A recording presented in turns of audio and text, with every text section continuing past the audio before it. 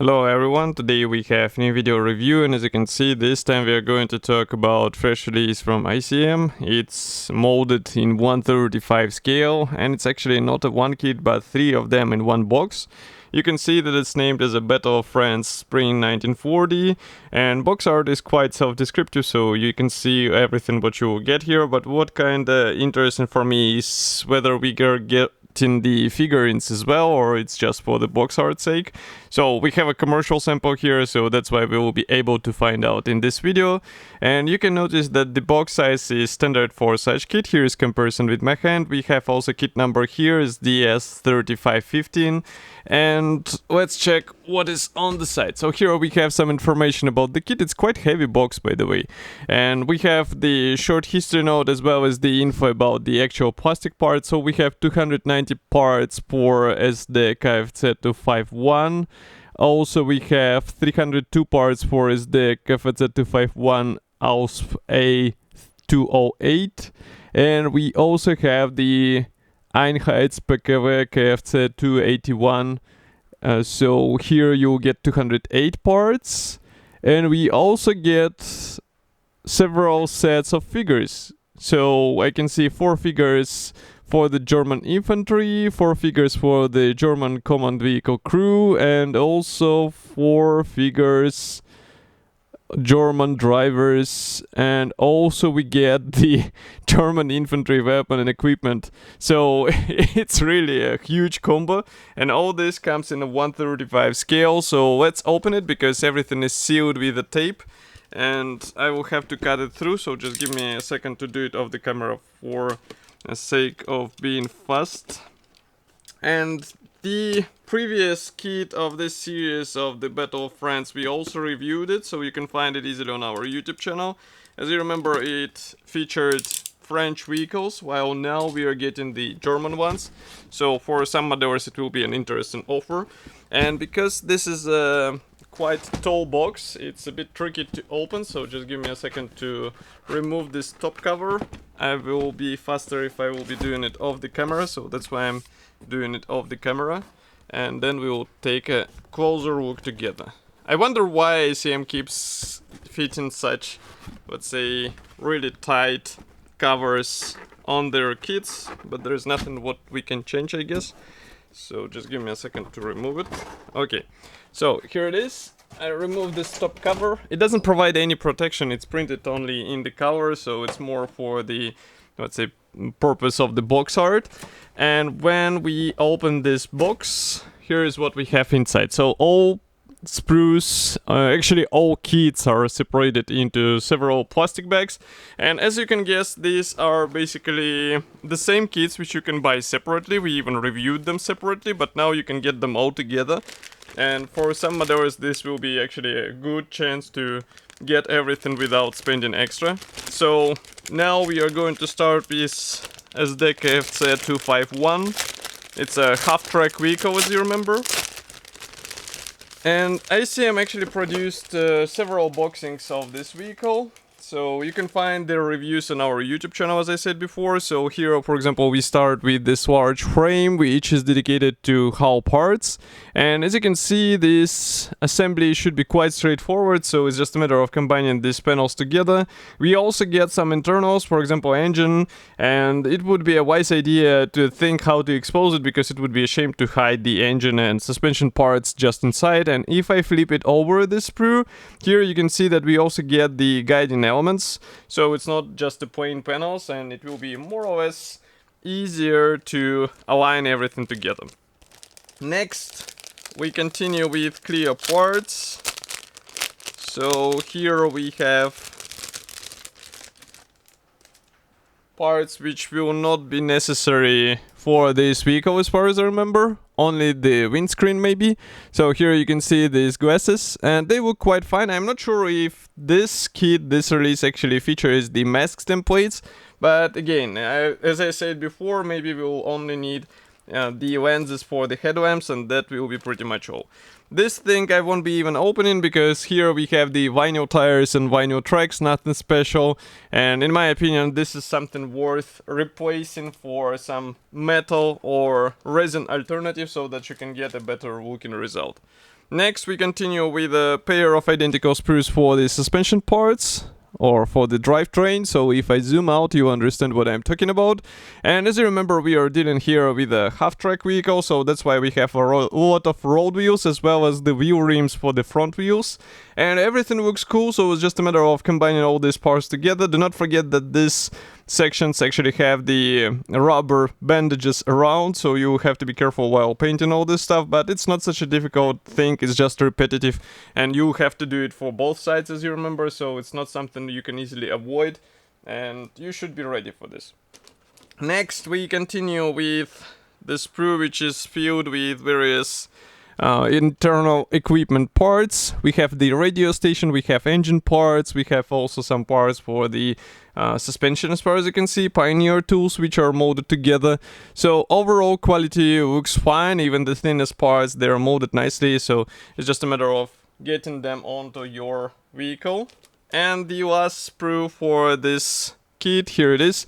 So this one is filled with large hull parts, and this is actually a great thing because you get them in a, let's say, right shape out of the box, so you don't have to be worried about the improper alignment. You just have to combine them together and you will be good to go. As you can hear, I'm also opening the next plastic bag. This one carries the Legi L kit in 1/35 scale. We even assembled this model, so you can find it easily on our YouTube channel and also on website.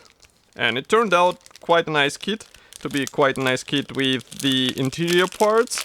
Some of them are surprisingly hidden by the standard assembly sequence, but you can expose them if you want to with help of some simple modifications. So here, for example, you can see this clear sprue which was packed into a separate plastic bag. Here we have various parts for the windscreen and also side windows. As far as I remember, here in this boxing we are getting the open roof version, so that's why the side windows will be under the, let's say, question mark, because you might even end up not using them because they will be not handy in an open version, but you will have to check the assembly manual for this.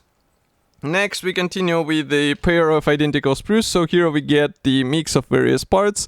As you can see, we get doors, road wheels, and also we get, for example, fuel cans, the interior seats, some suspension parts, some minor elements for the door handles and control elements. We even have the rifles here which will be installed inside. So a lot of things to be copied in 1/35 scale, and this is actually a good thing because it will provide you with a lot of features in this scale, and it's a noticeable thing, so that's why I consider it as a good stuff to get out of the box. Next we continue with the car body panels. So these are actually side panels. As you can see, doors are separate. We also have some parts for the folded roof here as well.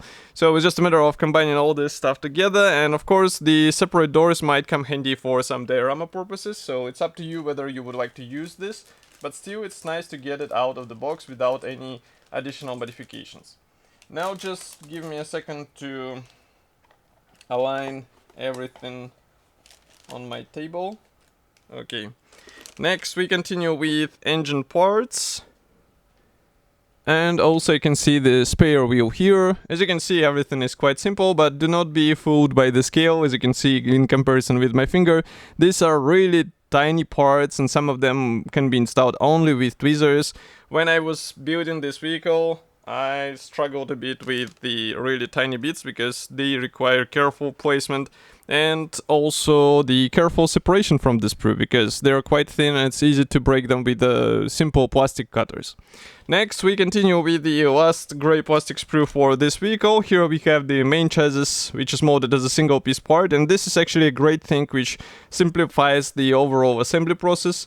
Next we continue also with bonnet panels, the engine bay front wall. We also have the radiator grille, we have the wheel fenders. I can see also another floor panel which is coming as a separate one-piece part, which is also quite nice, and also some engine parts here, as well as the windscreen frame, which can be painted separately, and then you just insert the clear parts on it.